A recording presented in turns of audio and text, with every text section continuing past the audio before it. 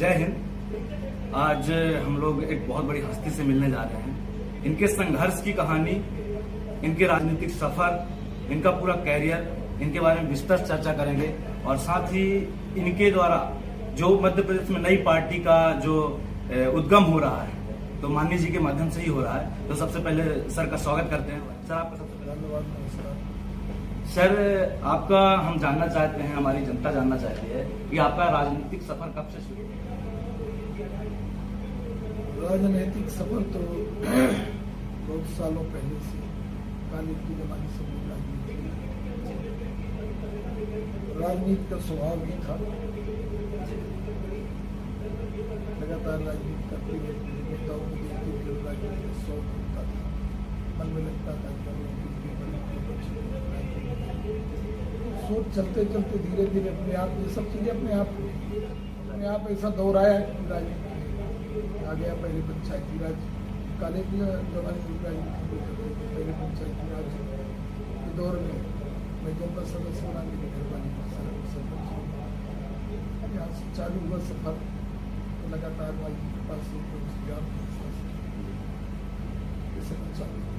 Sir, आपको देख के ऐसा लगता है, आपकी एक ऊर्जा, आपके व्यक्तित्व में ही एक ऐसी ऊर्जा है। आप 4 बार से विधायक हैं, अलग अलग पार्टियों से विधायक हैं और जब चाहते हैं आपको जनता इतना प्यार है, तो आप इसके बारे में क्या कहेंगे जनता को? मैं अपने आप विधायक तो हूँ जी, जनता बना दी तो जनता के तो आशीर्वाद और प्यार है और वही आशीर्वाद और प्यार मेरी सबसे बड़ी ताकत है। वही आशीर्वाद और प्यार मुझे मजबूत रखता है। उसी आशीर्वाद और प्यार के दम पर मैं कभी कहीं कोई परवाह ही नहीं करता। न मुझे दल की चिंता होती, न दल की चिंता होती। मैं तो सब अपने जो लोग हैं उनके लिए बेहतर कैसे कर सकूँ, बेहतर क्षेत्र का विकास कैसे कर सकूँ, एजुकेशन बेहतर हो सके, इसलिए क्या क्षेत्र का विकास हो, क्षेत्र लोगों की समझ नहीं सोचते। आपके कब सपने में आया कि विंध्य प्रदेश का निर्माण होना चाहिए? हम लोग तो पहले जानते ही नहीं। 2003 में मेले बने तो पता चला कि हमारा विंध्य प्रदेश होता था। फिर एक षड्यंत्र के टाइम विंध्य का विलय हो गया। तब हम लोग जाने कि राष्ट्रगान में विंध्य हिमाचल यमुना गंगा है, तो राष्ट्रगान में हमारा विंध्य प्रदेश कहलाता था। तो राष्ट्रगान अधूरा हो गया विंध्य प्रदेश के विलय होने के बाद। तो 2004 से इस महीने की शुरुआत की। समाजवादी पार्टी से मैंने कहा, समाजवादी पार्टी की मुखिया मुझे बुलाया, बोले कि हम बड़े महासंघ की बात करते, बड़े राज्यों को चला रहे हैं, छोटे राज्य तो भारतीय जनता पार्टी के इंडिया में उसको बंद कर दिया। फिर 2009 से लगातार फिर चालू किया। जब दुर्घटनाग्रस्त होकर 2014 में भारतीय जनता पार्टी पर गया, 16 में मेरा बाई इलेक्शन हुआ, 16 में जब निर्वाचित हुए, तब मुझे लगा कि अब हमारा निर्माण हो जाएगा। इसलिए कि मैं उस दल में आ गए जहाँ छोटे राज्य बनाए जाते हैं। अटल बिहारी वाजपेयी की छोटे राज्य की टीम बनाई, तो मुझे लगा कि अब राज्य हमारा बन जाएगा। अब इसके बाद इस बिंदु को मुझे लगातार तेज कर रहा है और तेज करते करते करते जब ज़्यादा ये जन आवाज जब बनी, इनकी आवाज निर्माण की बात जब जन आवाज बनी, तब लोगों में तिलमिलाहट चालू हुई, झटपटाहट चालू हुई। तब मुझे बाकी की संज्ञा देने लगी, बगावत की संज्ञा देने लगी। तो अब मेरा अभियान सिर्फ यह है कि इस विंध्य के पुनर्निर्माण को जन आवाज बनाना है और जन आवाज बनाकर इसको जन आंदोलन कराना है और इसके बाद।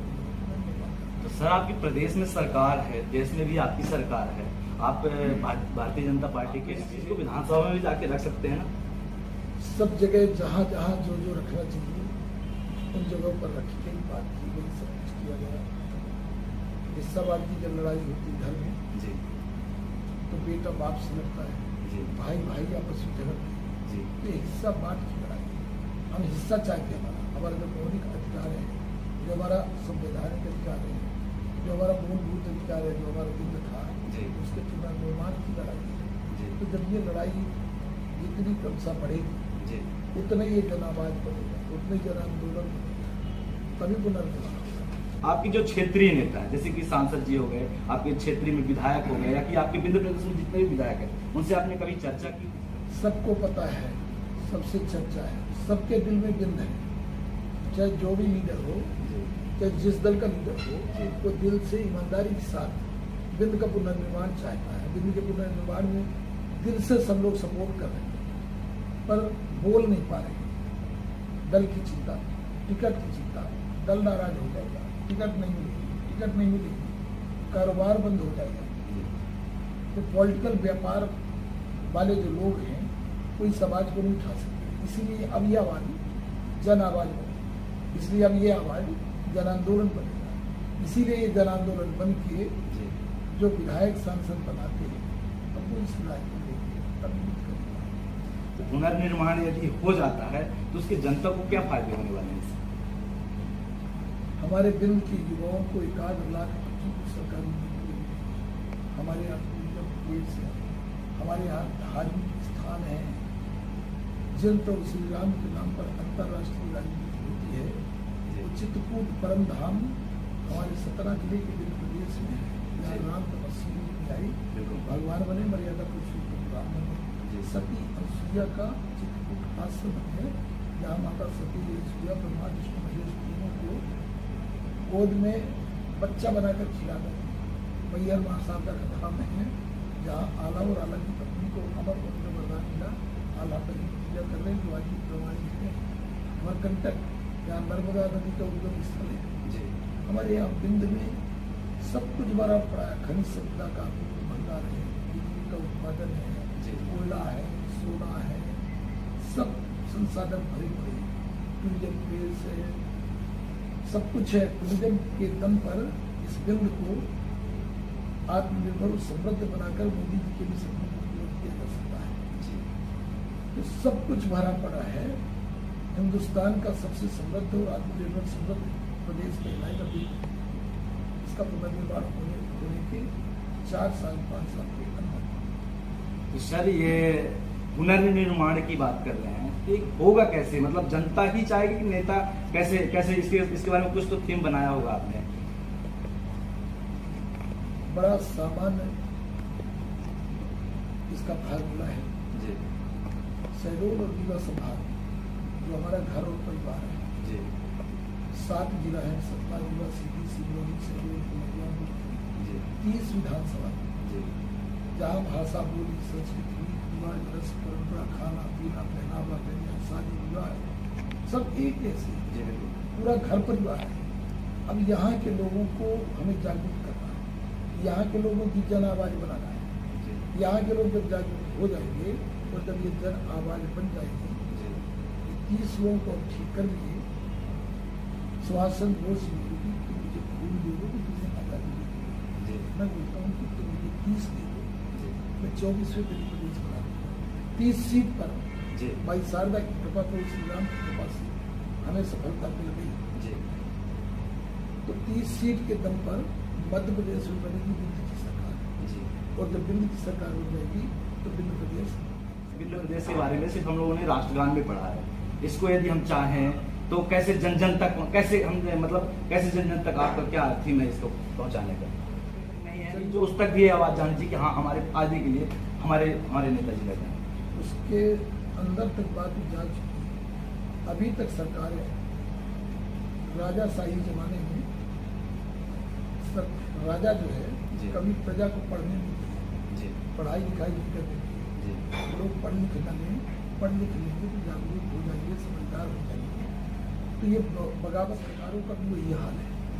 जिनकी सरकारें हैं वो आज भी गांव का जो गरीब वर्ग है, कमजोर वर्ग है, उसको सिर्फ वोट के लिए यूज किया जाता है। वो वोट की धरोहर है। आज तक सरकार कोई नीति नहीं बना पाई कि जो गरीब वर्ग है, कमजोर वर्ग है, उसके बाल बच्चे को बेहतर पढ़ाई लिखाई दे दिया जाए। यदि उन लड़कों को बेहतर पढ़ाई लिखाई दे दिया जाए तो उसको 1 रुपया किलो गेहूं चावल जो गरीबी रेखा के कार्ड के लिए नेताओं के आगे पीछे चक्कर नहीं काटना पड़ेगा। तो पढ़ाई लिखाई इसलिए नहीं कराई जाती, ये गरीब वर्ग आश्रित रहे सरकार के, पेट पालता रहे, याचक और भिखारी बना रहे, उसका मान सम्मान खत्म हो जाए और जब वोट का टाइम आए तो उस 1-2-4 किलो अनाज के बदले वोट देके सरकार बनाता है। तो सरकार बनाने का साधन बना दिया गया गरीब आदमी। तो गरीब आदमी के बाल बच्चों को बेहतर पढ़ाई लिखाई करा दिया जाए तो इस देश का प्रदेश का कल्याण हो जाएगा। जो गांव का आदमी, जब मैं दिन के दौरे में गया था धौनी विधानसभा में, मुझे आदिवासी वर्ग के लोग रास्ते में रोक के बोले थे कि त्रिपाठी जी ये मामा झूठ कहे वाला है, हमारे लड़का बच्चों को पढ़ाई लिखाई करनी थी। तो गरीब आदमी समझने लगा है कि हमारे लड़के बच्चे पढ़ने के लिए तो समृद्ध बिंद हो जाएगा। तो जरूरत है पढ़ाई लिखाई की, बेहतर पढ़ाई, लोगों को आत्मनिर्भर बनाने की, लोगों को उनका मान सम्मान मार के 12,000 का शौचालय, मुझे कोई प्रमाण देने में चुनौती देता हूँ कि कितने शौचालय में लोग शौचालय में जा रहे हैं। वो लकड़ी कंडा रखने का साधन बन गया, 12,000 में शौचालय बनती है। बिल्कुल। तो इस तरह जो दोहन शोषण है और बेवजह घोषणाएं करके वोट का जो साधन बनाया जाता है, अब लोग समझदार हो गए, लोग जागरूक हो गए। अब इसलिए बिंद का पुनर्निर्माण होता है कि बिंद का आदमी स्वाभिमान के साथ आत्मनिर्भर होके सबसे पहले अपने बाल बच्चों को बेहतर पढ़ा लिखा के आत्मनिर्भर। तौर पर आप जैसा कह रहे हैं कि बाबा साहब अम्बेडकर का भी कहना था कि पहले शिक्षा, फिर आप शिक्षित हो जाओगे। कहते हैं शिक्षा उस श्रेणी का दूसरे कि जो भी पिएगा दाड़ेगा, अपने अधिकार जानेगा, अपने शासन से लड़ने की हिम्मत रखेगा। तो सर जैसे पार्टी आपने क्रिएट कर ली, उस पार्टी में उसका राष्ट्रीय अध्यक्ष होता है, उसके बूथ लेवल कार्यकर्ता होते हैं, इसके बारे में आप क्या कहना चाहेंगे? इसका कोई तो मतलब राष्ट्रीय अध्यक्ष होगा, कोई तो इसका कौन कमेटी बना रहा है? अभी तो बिंद की कमेटी बन रही है, बिंद की पार्टी का गठन हो रहा है। हम तो बिंद के साथ हैं। कौन क्या बन रहा है वो एक अलग मामला है, वो कोई महत्वपूर्ण नहीं है। बाबा भीमराव अम्बेडकर के संबंध में बात की, इस बिंद का पुनर्निर्माण में बाबा भीमराव अम्बेडकर का सबसे पहला मत था कि बिंद का पुनर्निर्माण होना चाहिए। महात्मा गांधी, बाबा भीमराव अम्बेडकर, लौह पुरुष सरदार वल्लभ भाई पटेल तीनों मिलकर बिंद का पुनर्निर्माण कर रहे थे। इसीलिए तीनों को मानने वालों की पहली प्राथमिकता होनी चाहिए कि बिंद के पुनर्निर्माण में सरदार वल्लभ भाई पटेल, महात्मा गांधी, बाबा जी के जो भगवान जैसे जो लोग मानते हैं वो लगे और इसका पुनर्निर्माण बनाए। राष्ट्रीय अध्यक्ष कौन बनेगा, क्या होगा, ये सब अलग मामला है। अभी आप एक कथा करवाने वाले थे श्री बागेश्वर धाम सरकार की, उसके बारे में सुना जा रहा है कि कहा जा रहा है कि सरकार ने इसके बारे में रोक लगा दी, इसके बारे में आप क्या कहेंगे? बाबा बागेश्वर धाम के ऊपर कोई रोक नहीं लगा सकता, बना सकता। जनवरी में फिर कथा होगी उनकी, समय का अभाव होगा, कोई परेशानी आई होगी। जनवरी में उनकी कथा होना है, महाराज जी का वीडियो क्लिप आ चुकी है और भव्य से भव्यतर कथा होगी, यहाँ हनुमत कथा होना है और बेहतर बनाया जाएगा। अब जो सरकार धर्मांध हो जाती है, उन सरकारों से मैं इतना कहना चाहूँगा कि रावण से सीख लो। हमारे रामायण में बोला गया है कि रावण जो है तमाम ग्रह नक्षत्रों को कैसे उल्टा लटका दिया था, जिसका परिणाम रावण हो चुका है।